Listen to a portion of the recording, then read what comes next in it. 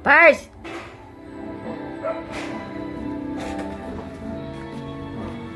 Nakipunta na sa imo. Nakipunta na sa imo. Sige, no? Puntahay. Nakulong ka sa kwarto. Kauban na ng imong ex.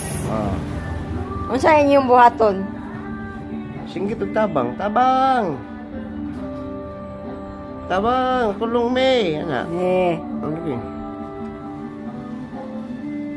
Kasi imong gusto nga ex makauban mo sa kanang nakulong mo sa kwarto.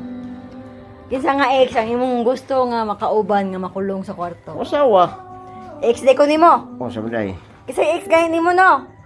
wala mo ko ex, ba? Eh, Hindi na ako mga ex. Tubag dayon. Ex? Kisa mga ex? Naglibog. Naglibog siya tungkol sa kadaghan niyang ex. Naman. Tubag dayon. Ah, wala eh. Tubag oy. Sa kay buhaton ninyo no. Sa kwarto? Oo. Na ay kama nga nindot kayo. Ay, kabalon ako. Oo. Unya kay ang wa pa may tao jud mo save sa inyo ha.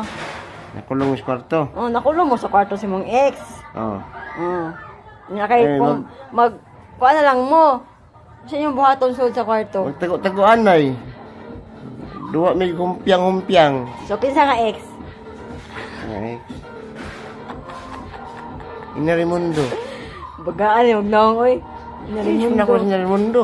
Sa una? Oh, dito ako. Ah, siya mong piminti imaginon. Dili sad. Si Aya Midil. Kinsa ba?